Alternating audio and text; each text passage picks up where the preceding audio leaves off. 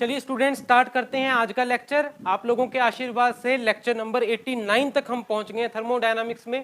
पूरे कोर्स की प्लेलिस्ट यानी अब तक के सभी लेक्चर्स आपको मिल जाएंगे इसी वीडियो के नीचे डिस्क्रिप्शन में सबसे ऊपर लिंक पड़ा है प्लेलिस्ट ऑफ थर्मोडायनामिक्स, देख लीजिएगा, एक्सपर्ट बन जाओ थर्मोडायनामिक्स के। शुरुआत करते हैं आज के लेक्चर की, और आज का लेक्चर भी बड़ा खास होने वाला है क्योंकि एंट्रोपी चेंजेस कितने आते हैं किसी एक प्रोसेस में, अलग अलग केसेस में, वो सब मैं आपके सामने आज इस लेक्चर में रखने जा रहा हूं। फॉर्मूले हैं आपके बड़े काम आने वाले हैं क्योंकि डायरेक्ट अप्लाई करो फॉर्मूला और न्यूमेरिकल निकालो। एंट्रोपी की सारी कहानी हो चुकी है, लेक्चर नंबर 74, 5, 6, 7, 8 ये सारे जो लेक्चर्स थे एंट्रोपी के ऊपर बेस्ड थे सीरीज में। सारे फंडामेंटल्स क्लियर हो जाएंगे आपके एंट्रोपी की और आपको नई दुनिया दिख जाएगी एक, ये मेरी आपसे गारंटी है। देख लेना लेक्चर्स डिस्क्रिप्शन में जाकर। तो चलिए शुरू करते हैं। एंट्रोपी चेंजेस अगर हमने कैलकुलेट करने हैं किसी एक प्रोसेस के लिए, जैसे फॉर एग्जांपल यहां पर एक प्रोसेस हुई है 1 से 2 तक जो सिस्टम को लेकर गई, स्टेट 1 से स्टेट 2 तक कुछ इस तरह से प्रोसेस हुई, और टेम्परेचर एंट्रोपी का अगर हम चार्ट लें, टेम्परेचर T एंट्रोपी S, तो T1 से T2 टेम्परेचर चेंज हो गया। देखो 1 पर टेम्परेचर था T1, 2 पर टेम्परेचर हो गया T2। ऐसे ही 1 पर मान लो एंट्रोपी थी S1 सिस्टम की और 2 पर चेंज होगी, वो होगी S2। तो S1 से S2 होगी एंट्रोपी में change, initial final S1 S2, और टेम्परेचर में क्या चेंज आया, इनिशियल फाइनल T1 से T2। ऐसा कुछ हो सकता है ना। तो अब हम देखते हैं कि एंट्रोपी में चेंज कितना आया, यानी S2 माइनस S1 कितना है, फाइनल माइनस इनिशियल कितना है। तो इसमें हम 3 अलग अलग केसेस को देखेंगे क्योंकि क्वेश्चन में कैसा भी केस हो सकता है, लेकिन कोऑपरेट करना, एंड तक बने रहिएगा। सबसे पहला जो केस है वो है रेजर्वायर का। Entropy change for a reservoir. Reservoir यानी कि थर्मल एनर्जी रेजर्वायर, जैसा इंजन्स के केस में हमने देखा, रेफ्रिजरेटर के केस में देखा, हीट पंप के केस में हमने देखा, पिछले जो लेक्चर्स थे ना उनमें देखना, सारा कुछ समझा चुका हूं आपको मैं। तो थर्मल एनर्जी का रेजर्वायर, जैसे आपके पास मान लो कोई एनर्जी का सोर्स है, source of thermal energy, source हम किसको बोलते हैं, सोर्स रेजर्वायर कब होता है, जब उसमें से जितनी मर्जी हीट आप बाहर निकाल लो उसका टेम्परेचर कम नहीं होगा। कहने का मतलब अगर सपोज सोर्स का टेम्परेचर है T, ओके, तो आपने इसमें से कुछ हीट निकाली है, कितनी हीट निकाली, मान लो Q या Q1 हीट निकाली है, निकाल लो कोई बात नहीं, इसका टेम्परेचर T का T ही रहेगा, T केल्विन था T केल्विन ही रहेगा, कम नहीं होगा। इनफाइनाइट एनर्जी का ये सोर्स है, तो ये एक रेजर्वायर बनता है। ऐसे ही आपके पास दूसरा रेजर्वायर कौन सा बनता है, सिंक, उसको हम बोलते हैं सिंक। सिंक क्या होता है, सिंक भी ऐसा ही कुछ है, इनफाइनाइट बॉडी है एनर्जी की। उसका मतलब क्या है, उसमें हम अगर एनर्जी डाल दें उसका टेम्परेचर बढ़ने वाला नहीं है। इसमें जितनी मर्जी हीट आप ऐड करते जाओ, जितनी मर्जी हीट, मान लो हमने Q2 हीट इसमें ऐड करी है, इसका टेम्परेचर है T केल्विन स्केल के ऊपर, ठीक है, तो इसका टेम्परेचर T ही रहेगा, बढ़ेगा नहीं। Q2 डाल दो, जितनी मर्जी डाल दो, तो T का T ही रहेगा। उसको सिंक बोलते हैं, इसको सोर्स बोलते हैं। 2 प्रकार के रेजर्वायर्स हैं। तो अगर आपके पास इस तरह से रेजर्वायर का कोई एग्जांपल है तो आपने एंट्रोपी चेंज पता करना है कि कितना आ गया। सोर्स में से इतनी हीट निकाली हमने, सिंक में इतनी हीट डाली हमने, तो क्या एंट्रोपी में चेंज आया, एंट्रोपी में कितना चेंज आया, ये देखते हैं। मान लो सोर्स का टेम्परेचर T1 था, अलग अलग कर लो, सिंक का टेम्परेचर था T2, ओके। अब अगर आपने इन केसेस में एंट्रोपी चेंज फाइंड करना है, हम लिखेंगे DS, change in entropy, okay. तो चेंज इन एंट्रोपी क्या हुआ, फिर सीधी सी बात है, चेंज इन एंट्रोपी आप कर देना, कितना हीट ट्रांसफर हुआ, यानी Q1 हुआ ना हीट ट्रांसफर, कितने टेम्परेचर के ऊपर हुआ, T1 के ऊपर हुआ ना, T1 का T1 ही रहा, तो इतना ही रहेगा। सिर्फ एक बात का ध्यान रखना है आपने कि सोर्स में से हीट निकली है ना, सोर्स ने हीट क्या की है, रिजेक्ट करी है, तो सोर्स में से हीट गई, इसलिए यहां माइनस साइन लगा देना, लॉस ऑफ हीट हुई है हमारे सामने, तो ये फॉर्मूला बनेगा। दूसरी तरफ अगर सिंक के केस में आपने एंट्रोपी चेंज देखना है तो वो कितना हुआ, कितना हीट ट्रांसफर हुआ, Q2 हुआ, ओके। कितने टेम्परेचर के ऊपर हुआ, T2 के ऊपर हुआ, क्योंकि T2 ही रहा, चेंज नहीं हुआ। और सिंक ने हीट गेन किया, वो हीट ट्रांसफर पॉजिटिव आएगा, प्लस में रहेगा, माइनस में नहीं आएगा। तो इस तरह से एंट्रोपी चेंज कैलकुलेट होंगे अगर वो रेजर्वायर्स हैं, ध्यान दीजिए। और प्रोसेस हो रिवर्सिबल, ये भी एक कंडीशन है, रिवर्सिबल प्रोसेस होनी चाहिए हीट ट्रांसफर की, तभी ये इक्वल बनते हैं। ये पहले मैंने आपको बता दिया था, अब ज्यादा डिटेल में जाने की जरूरत नहीं है, ब्रीफ कर रहा हूं। तो ये फॉर्मूले लगेंगे, ओके। ये बात थी entropy change for a reservoir. दूसरा आता है entropy change for a finite body. Entropy change for a finite body.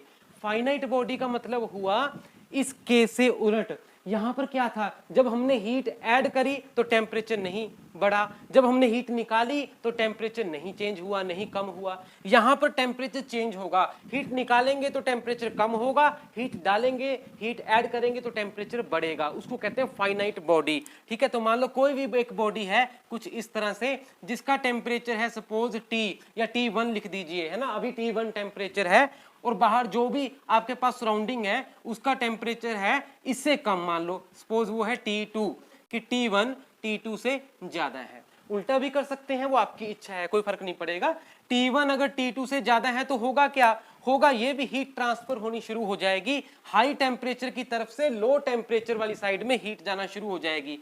अगर ये बॉडी का टेम्परेचर T2 से ज्यादा है तो इस बॉडी में से हीट निकल के बाहर जानी शुरू हो जाएगी, ठीक है। तो वो हीट ट्रांसफर कितना हुआ, वो हीट ट्रांसफर जो भी है उसको लिख देते हैं सपोज Q। अच्छा, ऐसे केसेस में अब एक फॉर्मूले का आपको पता होना चाहिए, हीट ट्रांसफर डेल Q लिख देते हैं हम, heat transfer that is equal to mc/dt। पढ़ा है ना, बहुत पढ़ाया मैंने पहले। हीट ट्रांसफर कितना हुआ ऐसे केसेस में, फाइनाइट बॉडी के केसेस में, m मास, c स्पेसिफिक हीट, और dt क्या है, change in temperature. Change in temperature, c specific heat है। अगर वो सिस्टम गैस है तो दो तरह की स्पेसिफिक हीट होती है, specific heat at constant volume, specific heat at constant pressure. तो हीट ट्रांसफर आप कांस्टेंट वॉल्यूम के हिसाब से करा रहे हो या heat transfer constant pressure process के अकॉर्डिंग करवा रहे हो, उसके अकॉर्डिंग आपने C डिसाइड कर लेना है, Cp आएगा कि Cv आएगा। In general heat transfer mc/dt मैंने लिख दिया, ओके ओके जी। तो ये बात आप याद रखिए। अब दूसरा, अगर ये हीट ट्रांसफर की जो प्रोसेस है वो रिवर्सिबल है तो क्या होगा फिर, entropy change ds, change in entropy बनता है फिर हीट ट्रांसफर कितना हुआ, हीट ट्रांसफर कितना हुआ, del Q, okay. Heat transfer कितना हुआ, डेल Q बाय कितने टेम्परेचर के ऊपर हुआ, T के ऊपर, डेल Q बाय T। पर यहां पर तो टेम्परेचर चेंज हुआ ना, T1 से T2। जब शुरू में हीट ट्रांसफर होनी शुरू हुई तो टेम्परेचर था T1, धीरे धीरे वो कम होता गया, कम होता गया, कम होता गया, ऐसे ही होगा ना वो, और फाइनली मान लो T2 तक वो कम हुआ। तो सेम कांस्टेंट टेम्परेचर तो यहाँ पर है नहीं, तो हमने इंटीग्रेशन यहाँ पर यूज करना है। इंटीग्रेशन पढ़ी है ना अपने मैथमेटिक्स में, ऐसी चीजों के लिए तो हमने संभाल के रखी है, वो कब काम आएगी। हमने क्या किया, ये मान लिया कि जो हीट ट्रांसफर हो रही है डेल Q, थोड़ी सी हीट ट्रांसफर हुई, बस उसमें टेम्परेचर नहीं चेंज हुआ, T1 था T1 ही रहा, थोड़ा सा चेंज हुआ बस, infinitesimally small value of heat transfer, उसमें वो T1 ही रहा, बस नेग्लिजिबल चेंज था, बस T1 ही मानकर चलो आप। फिर दूसरा हीट ट्रांसफर हुआ ऐसा ही, वो भी उतने पे ही रहा, उसमें भी टेम्परेचर चेंज नेग्लिजिबल मानो। तो वो क्या है, वो छोटे छोटे हीट ट्रांसफर यही है mc/dt। और अगर एंट्रोपी चेंज, थोड़ा सा एंट्रोपी चेंज वो कैलकुलेट करना है तो डेल Q बाय T। अब पूरे में एंट्रोपी चेंज आपने कैलकुलेट करना है तो क्या कीजिए, इंटीग्रेशन कर दीजिए, दोनों तरफ इंटीग्रेशन हो जाएगी 1 से 2 में, यानी एंट्रोपी कहां से कहां चेंज हुई, S1 से S2 में। और इधर इंटीग्रेशन करोगे आप डेल Q बाय T की, डेल Q बाय T की, okay, from 1 to 2, from 1 to 2। अब डेल Q की वैल्यू है mc/dt, यहाँ पे पुट कर दीजिए तो इंटीग्रेशन आ जाएगा mc/dt, mc/dt, और ये डेल Q की वैल्यू है बाय T। तो यहाँ टेम्परेचर की लिमिट डाल दीजिए 1 से 2, यानी T1 से T2। जब 1 से 2 एंट्रोपी में चेंज आया S1 से S2 तो टेम्परेचर T1 से T2 गया। बस इसको सॉल्व आपने करना है, कर लेते हैं। देखो that is equal to mc, m बाहर रख लीजिए, c बाहर रख लीजिए, इंटीग्रेशन आ गई T1 से T2 की dt बाय t, यानी 1 बाय t की इंटीग्रेशन। और 1 बाय t की integration with respect to t क्या होगा, log t, पता होगा ना आपको, mc ये कर देता हूं ln, यानी natural log of t, natural log of T, और लिमिट्स जब आप डालोगे क्या आएगा, t1 से t2, t1 से t2 ऊपर ले जाते हैं। यहां पर क्या है, ds, s1 से s2, यानी ये आ गया s2 माइनस s1। एंट्रोपी में कितना चेंज आया, यही तो हुई ना इसकी इंटीग्रेशन, 1 ds, ds मतलब 1 ds, तो 1 की इंटीग्रेशन हुई s, लिमिट डालोगे s1 से s2 तो s2 minus s1, that is equal to, इधर देखो mc और log upper limit minus log lower limit, log t2 minus log t1, log t2 minus log t1 bracket में रखिए। So that is equal to mc, जब log a minus log b करते हो तो log a bye b, ये भी आपको पता होगा, तो mc log t2 by t1, तो ये फॉर्मूला बनता है s2 minus s1। Finite body में कितना एंट्रोपी चेंज आया, mc log t2 by t1, मिटाकर यहां लिख देते हैं। तो ये रहा फॉर्मूला। 1 से 2 जाने में एंट्रोपी में क्या चेंज आया, final entropy minus initial entropy, that is equal to mass m, c specific heat, और लॉग किसका लेना है, final temperature by initial temperature T2 by T1। अगर फाइनाइट बॉडी का टेम्परेचर पहले T1 था, हीट ट्रांसफर होने के बाद T2 हो गया, तो T2 बाय T1 आएगा। ओके जी, तो ये दो केस हमने देख लिए, एक रिजर्वॉयर के केस में और फाइनाइट बॉडी के केस में। तीसरा बनता है entropy change for an ideal gas. अगर आपके पास एक आइडियल गैस है, उस केस में एंट्रोपी चेंज के कुछ फॉर्मूले बनते हैं जो कि बहुत इंपॉर्टेंट हैं, लॉगरिथमिक फॉर्मूले हैं, तो वो मैं आपको दिखाने जा रहा हूं, लेकिन वो मैथमेटिक्स है थोड़ा सा, और उसमें अलग से वीडियो बनाई जाए तो बेटर है, क्योंकि ये फिर बहुत लंबी हो जाएगी वीडियो।